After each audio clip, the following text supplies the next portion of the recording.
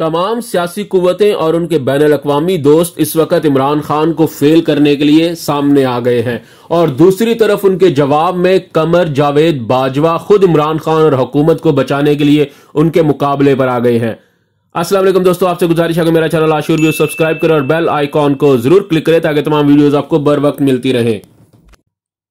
मैंने इससे पहले भी अपनी वीडियोस में आपको ये बताया था कि मईशत के ऊपर एक खास तरीके से प्रोपेगेंडा किया जा रहा है। बार बार एक ही बात कही जा रही है कि मईशत तबाह हो गई, पाकिस्तान बर्बाद हो गया। चंद दिन पहले तक यही लोग कहते थे कि पाकिस्तान जल्द से जल्द IMF के पास जाए ताकि मार्केट में से गैर यकीनी सूरत हाल खत्म हो। लेकिन जैसे ही दोबारा IMF से मुज़ाकरात शुरू हुए तो ये प्रोपेगेंडा करना शुरू कर दिया कि IMF की शराइत से महंगाई बढ़ जाएगी। और जब ये मुज़ाकरात फाइनली कामयाब हो गए और IMF ने पाकिस्तान को 3 सालों में $6 बिलियन की इमदाद देने का फैसला कर लिया तो नया प्रोपेगेंडा शुरू कर दिया गया कि पाकिस्तान की खुद मुख्तारी को IMF के सामने गिरवी रख दिया गया है। जब बजट पेश किया गया तो तब भी इसी किस्म का प्रोपेगेंडा किया गया। आप देखें कि यह सारा प्रोपेगेंडा एक बहुत ही मुनज़्ज़म तरीके से हो रहा है। मैंने इस पर पहले भी वीडियोस बनाई और आपको बताया था कि करप्ट सियासतदानों और करप्ट मीडिया का चोली दामन का साथ है। अब ताजा तरीन ये मामला हुआ है कि कल डॉलर की कीमत ऊपर चली गई और जब हुकूमत ने एक्शन लिया तो आज डॉलर फिर से पुरानी कीमत पर आ गया। अब इसके पीछे क्या कहानी है? यही तो है वो स्टेटस को जिसको खत्म करने के लिए हम सब लोग पुरअज़्म हैं। लेकिन ये स्टेटस को इस कदर मजबूत है कि आपकी सोच है। अब हुआ यह कि इन्होंने डॉलर की कीमत बढ़ाने के लिए एक मसनूई बहरान पैदा कर दिया था। सारा डॉलर मार्केट से गायब करके उसकी मुंह मांगी कीमत मांगी गई थी और साथ ही मीडिया हाउसेस के जरिए इस पर खूब मनफी प्रोपेगेंडा किया गया। इससे पूरे मुल्क में न सिर्फ भोंचाल पैदा हो गया बल्कि स्टॉक मार्केट को भी अच्छा खासा धचका लगा। हर जगह एक गैर यकीनी सूरत हाल पैदा हो गई थी। आपको याद होगा इससे पहले पिछले साल नवंबर में भी इन्होंने यही ड्रामा किया था। मुल्क की मईशत को तबाह करने के लिए इन्होंने डॉलर का मसनूई बहरान पैदा कर दिया था जिसकी वजह से डॉलर की कीमत बढ़ गई थी। मकसद सिर्फ और सिर्फ पाकिस्तान को माशी झटका देना था। अब इस सारी कहानी में आपके समझने के लिए क्या बात है?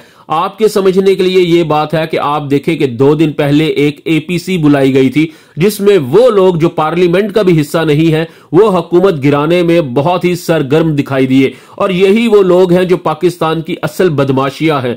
ये सारी बदमाशियां इस APC में आप देख सकते हैं। और याद रखें ये वो स्टेटस को है जो पाकिस्तान को पिछले 70 सालों से खा रहा है और खास तौर पर पिछले 40 सालों से ये सियासी जमातें बाकायदा माफियाज की शक्ल इख्तियार कर चुकी हैं। सियासत भी इन्हीं के कब्जे में होती है। बैंक्स, मार्केट्स, स्टॉक एक्सचेंज, बड़ी कॉरपोरेशंस और मीडिया हाउसेस तक सब कुछ यही लोग कंट्रोल करते हैं।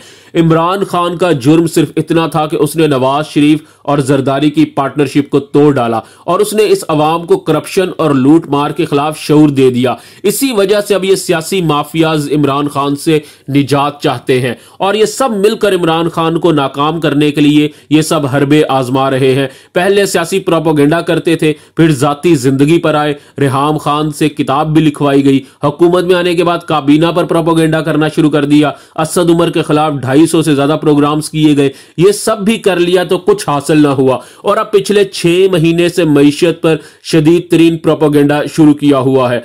डॉलर का मसनूई बहरान पैदा करना भी इसी प्रोपेगेंडे का एक हिस्सा है। इसलिए हम इस सियासी अशराफिया को बदमाशिया कहते हैं और इस बदमाशिया ने पाकिस्तान के अंदर एक बहुत बड़ी ब्लैक मार्केट बना रखी है जहां असली पैसा जाता है और वो ब्लैक मार्केट इतनी तगड़ी है कि वो जब चाहे स्टॉक एक्सचेंज को हिलाकर रख देती है।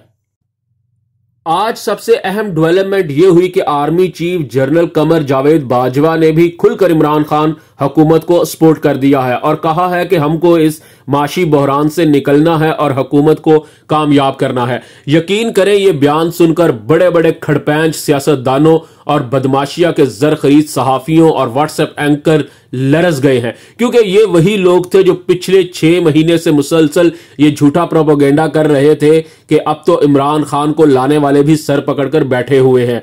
यानी फौज भी इमरान खान से जान छुड़ाना चाहती है। लेकिन आज इस झूठ का भी खात्मा हुआ कि फौज हरगिज जमहूरी सिस्टम को नहीं लपेटना चाहती, बल्कि आज ये साबित हो गया कि फौज और इमरान खान एक पेज पर हैं।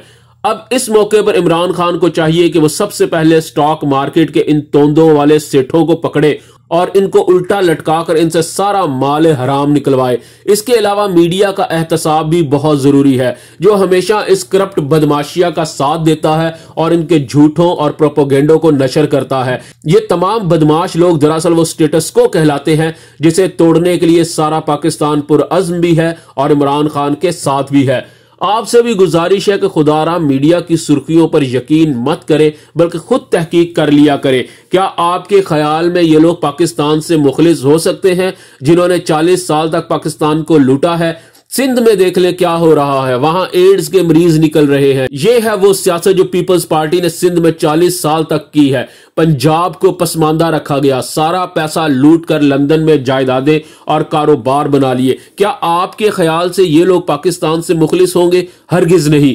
ये वो करप्ट बदमाशिया है जो सिर्फ अपना माल हराम बचाना चाहती है और ये लोग पाकिस्तान के ही वजूद के दुश्मन हो चुके हैं। उम्मीद करता हूं आप इस वीडियो से ये समझ गए होंगे कि कौन आपका दोस्त है और कौन आपका दुश्मन। कमेंट सेक्शन में अपनी राय जरूर दीजिए ताकि मैं इसी मौजू पर एक और वीडियो भी बना सकूं। बहुत शुक्रिया।